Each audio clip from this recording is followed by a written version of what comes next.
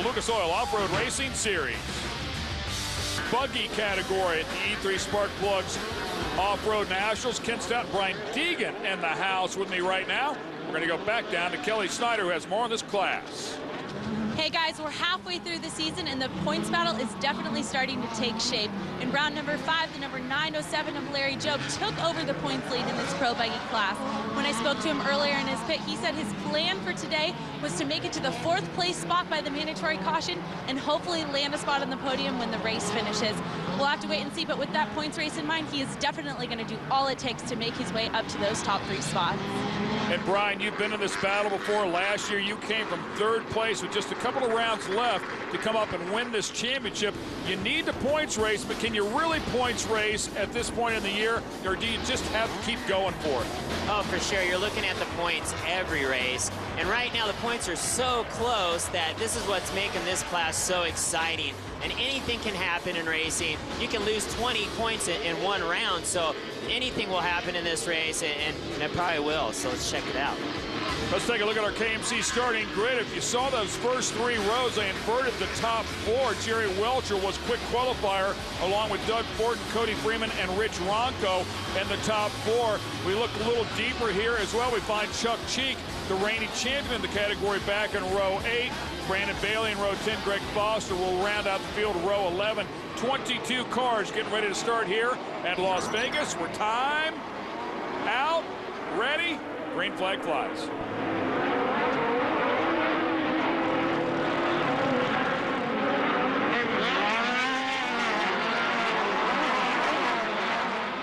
Everybody getting through turn number 1 pretty cleanly right there. Looks like the outside lane took a way wide line, so nobody wanting to get together here and end their shot at it in turn number 1. Looks like Rich Ronco's got an early lead. He's trying to hold off Doug Fortin. And of course, Doug Fortin came out here, won rounds 1 and 2 at this particular venue here in Las Vegas, but in round number 5 finished 16th. At this point, you just want to get out in the lead and get away from the pack, but Doug Fortin isn't letting that happen, and he's probably got the same thing in mind. He wants to get out there and get away from the pack. Great battle out of these two guys. These cars are so quick, very nimble, very busy inside. We talk about that a lot. 5-speed transmissions, turning brakes so you can help the car turn right. As you pull the brake one way, push the brake handle the other way, it helps it turn left. So they're very busy in here. The track looks really good right now. Pretty tacky in the turns, and you can see the flags flying sideways out of turn 1. This is a big jump, one of the biggest jumps on the track, and the wind is a crosswind, and it really does blow you to the right. Cameron Steele, who struggled with a 916 in qualifying, had a tough transmission inside of the vehicle, came back, finished pretty strong in round number 5 as he pulled off a 7th place finish, but here looking for a little bit better in round number 6. So frustrating dealing with tranny problems. Any problems in your car is always something that'll be in the back of your head when you're racing. And it looked like Larry Jobe back in there over-rotated a little bit. He is your points leader, a little deeper inside of the pack. Rich Ronco holding on to the point right now. Wow, you very rarely see these guys get up on 2 wheels. Yeah, they're wide cars, which makes it stick to the ground when you turn, and these things going up on 2 wheels is probably a little nerve-wracking. Kind of like a go-kart with suspension, if you will. There's your General Tire Top 5. Stay with us, we just got started. Las Vegas, Nevada, the E3 Spark Plugs Off-Road Nationals. Ken Stout and Brian Deegan joins me in the booth to call this race as Cameron Steele's out there competing. Rob, what do you got? Well, guys, I know it's nice and toasty up there in the booth, but down here in the hot pits, it is extremely cold. Yeah, I left my jacket back in Indianapolis, Indiana. Lucky me. It is starting to rain back here. We've had a few raindrops off and on, but it looks like the clouds have turned around, and sprinkles have now turned into rain, so that's certainly going to throw these guys a curveball here in buggies. Well, now Rob knows what it's like to be in these conditions. You know, as a driver, you just have to deal with it. When I go out there and the weather's like that, you put on a few extra tear-offs, you get ready. When the rain's coming down, it makes the track slicker. So these guys are just dealing with the conditions. I actually like it when it's cooler. When it's hot out, it gets really hot in those race suits. And so far, I would say that we haven't had enough moisture to really affect the track just yet, but if it rains much harder, it certainly will get very slippery out there for these guys. Justin Davis, who was up on the podium 1 round to go, his first time out this season. Mike Porter and Chuck Cheek going at it. Oh! Are you kidding me? Rail slide. Not by design, though. No points for that one. That is the first time I've ever seen that happen. We talk about open wheel cars, but I mean contact in midair, and it like flipped him over. Yeah, he got the worst end of that stick for sure. Wow. Rich Ronco still out front. Doug Fortin tracking him down as hard as he knows how, but Ronco has not made a mistake as of yet. Ronco's really impressive. He's holding the lead out there. There's a lot of pressure setting that pace, and got 3 angry guys coming from behind right now. Of course, the whole goal here in these buggies is to be as smooth as absolutely possible, to carry as much speed as possible through these turns. And his spotter's probably pulling his hair out and saying, all right, inside, outside. He's doing a good job from protecting the insides coming into the turns. Cody Freeman right there in 3rd place. Another look at what happens to Chuck Cheek here. 900 had a flat, and Cheek just bounced right off and hit tires perfect. That is just amazing that it flipped that car completely over. It looks like they've got Chuck Cheek righted, so we'll see if he can start that thing back up. I don't think he hurt anything, but maybe his pride a little bit. Competition caution comes out here. Rich Ronco. Oh, and Rich Ronco dodging a bullet right there. Man, that car landed weird, so maybe it is getting a little slick out there with the rain. For sure. He got lucky getting that yellow right there. Chuck Cheek, the champ from 2009, just fired it back up. A little puff of smoke as the oil had run to the top side of the pistons. It'll be okay, though. There is your General Tire top 5. A breezy, cold, rainy day in Las Vegas. Not what you would expect when you come out here to the Las Vegas Motor Speedway with the Lucas Oil Off-Road Racing Series, powered by Geico Power Sports. About to restart the Pro Buggy division here at the E3 Spark Plugs Off-Road Nationals. And a little squirrely back there for some of these guys, and we're wondering up here in the booth that this track is in fact getting slick with the moisture that's on it. I think the rain's just holding out, and the wind's catching those guys coming off that jump out of turn 1. We got a battle for the lead right here.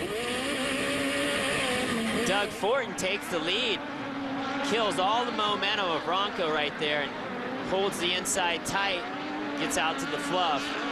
Jerry Welchel, who won 1 round to go, working his way up into 3rd. Oh, right beside Cody Freeman. You can see he just did not realize that Cody was there and immediately corrected to keep from making contact. That was a cool move on Welchel's part. He saw him coming, made a little room for him, and says, you know what, we'll get him later. You can see that they put some fingers on the bottom side of the turns here as well for round number 6. If you take the low line, it's going to cost you a little time. You take the high line, it's going to cost you a little real estate. So a great battle going on here for 3rd place. I'll tell you, a kid that had a great run just 1 day ago was Justin Davis. And Rob Klepper, you have more. And guys, a nice story about Justin Davis. Started in 12th, currently running in the 6th position. He stepped out of his Pro 2 earlier this year. For the first time in round 5 here in Vegas, he jumped in a Pro Buggy. He finished 3rd. After that event last night, he drove 2 hours away to run a 500-mile desert race where he won the Class 3000. They got back at midnight. Today, back in the Pro Buggy. So far, he has passed a lot of buggies today. This kid is going to be good to watch here in 2010.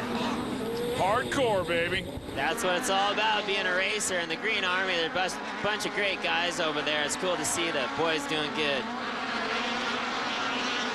And it looks like a corner caution flag out here, as you can see. And basically, the guys will keep racing around there is to tell them there's something on the track or somebody is in some trouble there. No passing is allowed, but for the most part, they'll keep their speed up. One more look at Rich Ronco there and the Tatum machine, who was leading for the longest time, now finds himself in 2nd as we take a look at the General Tire top 5.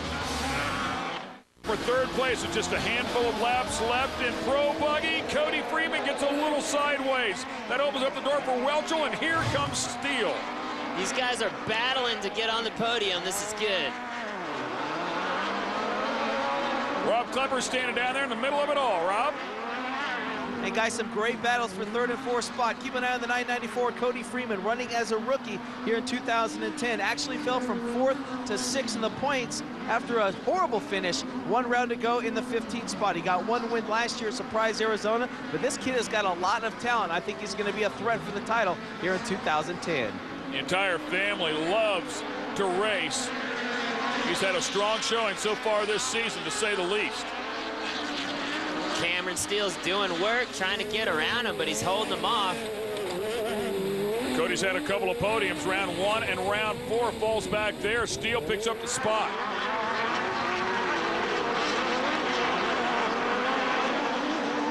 And you just don't run away here. I mean, you have to pick away at it. It's a little bit each turn. Yeah, you make a little mistake and the guy will pass you right back. So that's what's so cool about this class, is it's bumper to bumper action. There's a good look at Justin Davis, just behind Larry Jobe, the current points, I'm sorry, just ahead of Larry Jobe, the current points leader. Jobe's probably counting cars in front of him, wondering how many points he's going to lose in this race. So he's got to make some passes here. It's all or nothing at this point. Yeah, he's fairly deep here. It will be a costly race if he doesn't pick up some spots. He's just barely in the top 10. You can see the wind kicking the guy sideways off these jumps. When we tell you it's windy, I mean, there's a good, strong 30 to 40 mile per hour gust coming out here from time to time. So keep in mind, these cars are fairly light out here, so it can blow these guys around a bit. Good look at Cameron Steele, once again solidly in the position. Cody hanging right there now, though.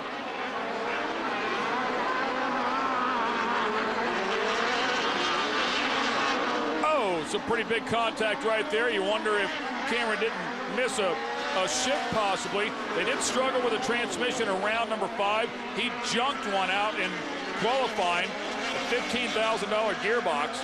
Pretty expensive cars out here. And the white flag comes out. Man, he is checked out. He is gone. That's exactly where you want to be on the white flag lap. Hopefully there's no yellows coming out, and he's just got an open road to the finish. I mean, like that, you can kind of check up on the entry of the turns. You don't have to worry about flipping the vehicle. Yeah, you can be a little more cautious and not charge as hard in the turns, and that's something your spotter is going to be telling you during the race. Rich Ronco trying to hang on to second place there. Tatum chassis, of course, a very good working car as well. Evidence of that. But can he hang on to the spot with a charging Jerry Welchel, and he gets way sideways. Welchel took advantage of that mistake and carried his momentum and snuck in on the side. Took out his line. It looks like second place could be his. A clean pass for Jerry Welchel in this final lap, but here comes Ronco right back. That's the way it's done last lap. It's all or nothing. Let's go for that second place finish. It's a little more momentum up over that tabletop, down into the bowl. This next right left is critical, all rhythm. You can see Fortin just taking it easy through the finish line turn. His spotter's telling him, you got it all the way. Doug Ford with a great effort here as he picks up his 3rd win of the season. Jerry Welchel hangs on to second place, just ahead of Rich Ronco. Cameron Steele charges up with a strong top 5 finish in 4th, and right behind him Cody Freeman. So great run for Cam after a struggling round 5, but Doug Ford, an excellent job here, takes back over that points lead. Good job for Fortin for sure. Ford with a win. Welchel to the podium 2nd time, and Ronco on the podium the 1st time. But how about Larry Jobe? Wow, 8th place for Larry Jobe. It's his worst finish so far this season. And right now, you don't want to give up that many points. He's going to be a little further back in the standings. He's got ground to make up. 1st and 3rd sitting there. We'll talk to our winner when we come back. Whoa, it's Jeremy Twitch Stenberg, freestyle legend. It's cool to see one of my boys from the militia to come out race with me. Yeah, and he had a great run out here this weekend as well. Picked up his 1st win in round number 5. Let's take you to our race recap. Courtesy of E3, the top 2 players were going at it, and then this happened to Chuck Cheek. Doug Ford and Rich Ronco put on a show. It's a great battle. This whole race was a good battle. Welchel really was the guy putting in the most work. A lot of contact there. Cameron pretty consistent. Cameron and Cody Freeman getting together there just a bit, and at the end it was Doug Fortin. Jerry Welchel would pick off the next position and finish in second place. Let's go down and talk to our winner. Doug Fortin, what a race you had going on out there. You didn't have the best to look at here in Las Vegas round number 5, but you pulled off that win here today. Take us through it. Yeah, we had a much cleaner run than yesterday. We had some mechanical problems yesterday and sent us to the back, but today it was an all-out fight. Rich Ronco ran a great race the first half, and he ran very defensive lines. It was really hard to get by him, and told my spotter, I'm like, well, I think I only got 2 tear-offs left at the yellow, so I needed to get by him quick. So I think a couple corners right after the yellow restart, got by him and kind of checked out from there. They're giving reports on how far out I was, and the BF Goodrich tires just hooked up so good, and the Fox shocks worked great from start to finish, and the Adam Wick Honda motor just ran flawless. So we had a great run, and it always feels good, and feels good to get first again and be back on top of the podium. Well, with the points battling continued, Doug Fortin is battling back for that top spot. He has taken that top spot over as Team Associated gives us these points. He's ahead of Cameron Steele by 9 and Larry Joe by 10. As you mentioned before, Brian, he had a tough round here, finishing in 8th place. Let's go back down and talk to Jerry Welchel. Jerry Welchel, luck is on your side out here in Las Vegas. What a great race you had going on out there. Take us through it all. Well, it really was a great race. Everybody raced nice and clean. The car ran really good. I want to thank Danny Fodrell and all the guys that work on the car, Foul Performance Motors and BF Goodrich Tires. But no, it was a clean race. There was really no incidents. We got a little bit of rain, so it got a little bit slippery, but the BFG tires hooked up very well, and everybody raced clean. It was really fun. I had fun in Vegas. Congratulations on your 2nd place finish. Thank you. Have fun in Vegas and you don't lose any money. That's a pretty good trip. Oh, for sure. This is definitely a good race. A lot of action the whole time. Fortin got to run away with it, which was just what he wanted. So the battle will continue throughout the rest of the season, and we hope you'll stay with us to watch every single lap. Great saves, a lot of action. That's what Lucas Oil Off-Road Racing is all about. This show has been produced by Lucas Oil Studios in association with Speed. For our pit reporters, Cameron Steele and Brian Deegan, I'm Ken Stout. See you next time in the dirt.